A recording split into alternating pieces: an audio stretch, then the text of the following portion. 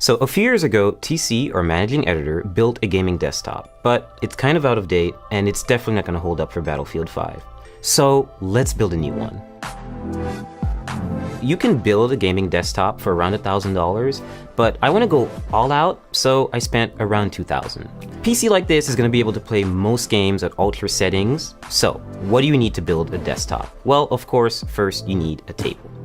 Preferably not metal. If it's going to be metal, have an anti-static working surface layered on top of it, a thermal paste applicator, an Allen wrench, some tweezers to tighten up the wires, a Swiss Army knife which hopefully has a Phillips head screwdriver in it, and last but not least, an anti-static bracelet, which is to protect you and the parts. These are the parts you're going to need, but more importantly, before we get there, we need to understand what these parts are doing and how they interact with one another. To better understand the parts that make up a desktop, let's try to understand them individually. The processor is like the computer's brain, a base of calculations that control everything the computer does. The motherboard is like the foundation, serving as a main structure for all other parts to be added to. It also allows the other parts to communicate with one another, which also makes it kind of like a nervous system. Graphics cards are responsible for rendering and processing visuals into what you see on screen. Our PC's power supply is of course channeling electricity, in that it adjusts and provides the right amount of energy to keep it running. Last but not least, RAM, or random access memory, and your hard drive are good examples of short-term and long-term memory, respectively. If you want to better understand what kind of computer to build, then first figure out what you want to use it for. A gamer might care more about a graphics card than, say, a video editor who might want extra RAM to assist with editing large files. If you're building a budget build for video streaming, say under $1,000, you want to focus on parts, like a Core i5 or Core i3 processor, that require less energy.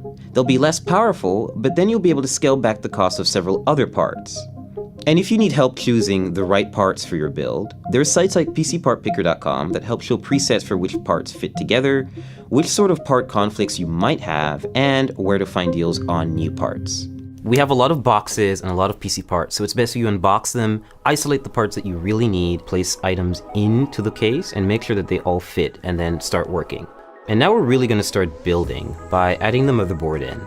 Some notes about installing motherboards: they're really delicate, you should be really careful with them, and screw in with confidence, but also don't screw in too hard, otherwise you could crack the board. I chose Asus's Z370 motherboard for two main reasons. One, it has built-in Wi-Fi and Bluetooth, and also it has support for NVMe SSDs, meaning you can get really fast SSDs that are really easy to install. Pay close attention to the brace that goes at the back of the computer. You always have to make sure that you really hammer it in, because there's no screw, it really just has to go outside of the case and clasp onto the frame. And this is very important because otherwise you can't align the motherboard correctly with the holes. We're just going to start installing all 8 screws.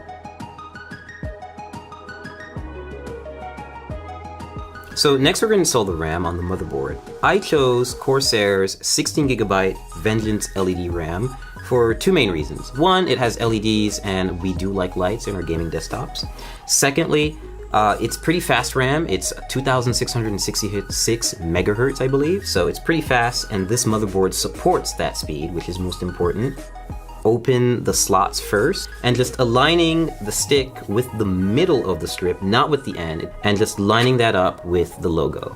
So once you hear that solid clasp and you don't see the gold connectors on the side anymore, that's when you know the RAM is in. Step 3, we're going to install the hard drive, or in this case, the NVMe SSD. I chose this format of solid state drive so that I could input it into the motherboard without having to worry about extra wires or putting it in a separate part of the case and just getting really messy.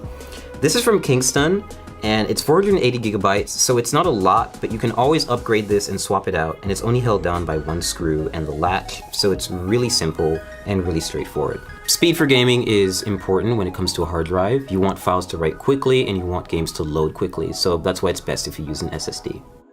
Okay, so step 4, we're going to install the graphics card. I chose PNY's GTX 1080, which is overclocked, and so it's a pretty easy installation. You're just going to find the gold connectors, and you're going to line this bracket with the back end bracket of your PC case. Now, which lane you choose depends entirely on what other parts you're going to put in the system. I'm just going to pick the top one because the SSD is at the bottom and I don't want to cover it. I just think it looks nice. Click down. Take your remaining brackets and just put them in the spots that you haven't used. You don't have to screw these in. They get bolted down by the back-end bracket. And your GPU is installed. Power supply time. I chose Corsair's 850 watt power supply because I need enough headroom for ray tracing GPUs when they come out, and I don't want to have to upgrade it again. So all you have to do is take the brick and make sure that you align it with these little insulating pads so the power supply doesn't short circuit and come into contact with the rest of the system. So just take it in, slide it in nice and easy until you have a snug fit, and then shift it to the back and make sure it's right up against the frame. Now you just take the required screws and you tighten and screw in. So next step, we're going to install the CPU cooler. In this case, it's going to go on the top end of the case, and we're just going to have the hose hang out for a little while until we install the processor, which is going to come a little later. Always be sure to try to place it in the system first before you install it, because you can see it takes up a lot of space. But in this case, no pun intended, it fits in perfectly, and we're gonna start screwing it in. And so there's nothing special about this screwing in process. They're just really long screws because they go through the entire frame of the cooler, and they take forever. So next up, cables. Every power supply is gonna come with a big bag of Velcro cables. It's kind of daunting at first, so you always have to find the ones that are gonna fit. In this case, you need to match those cables with the correct descriptions on the power supply. Next step is we're connecting the power supply to the motherboard with a 24-pin cable.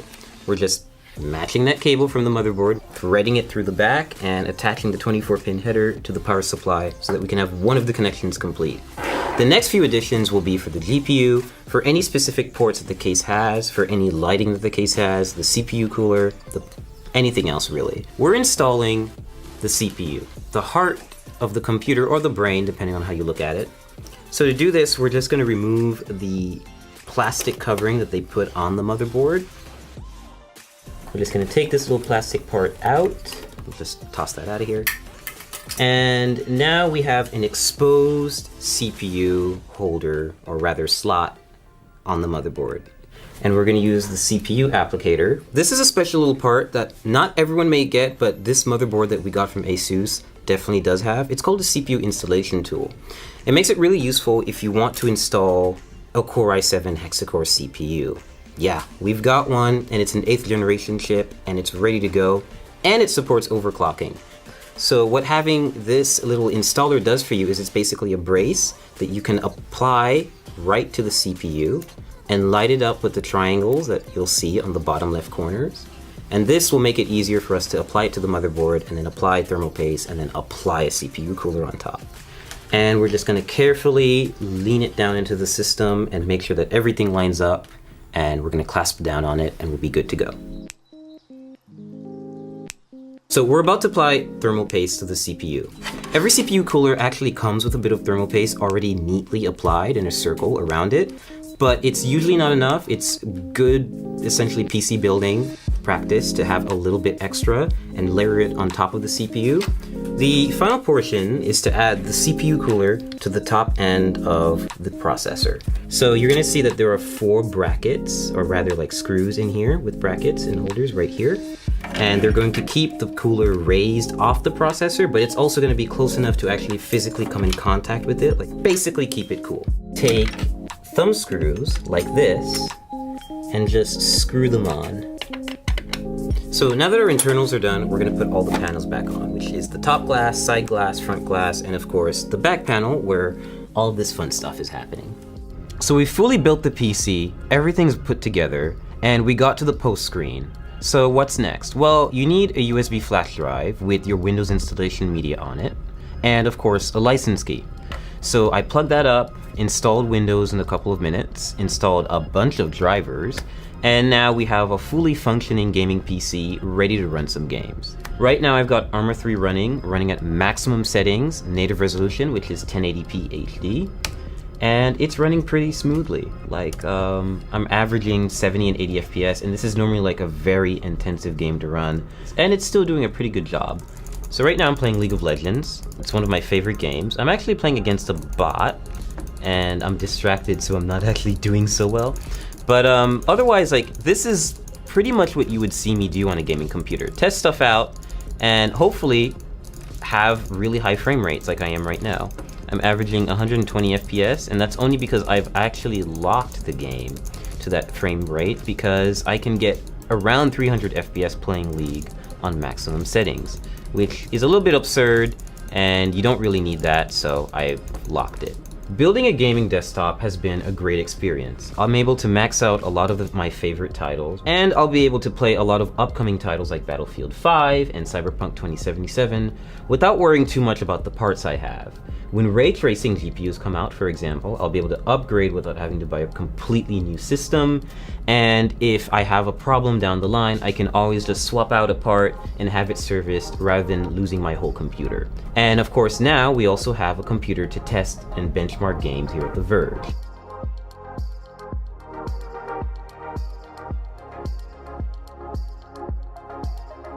Thanks for watching. Let me know if you've built a computer before yourself, or how you would spend $2,000 on your own build. I'm really interested in seeing what sort of parts you guys would get. And don't forget to like this video and subscribe to The Verge if you haven't already.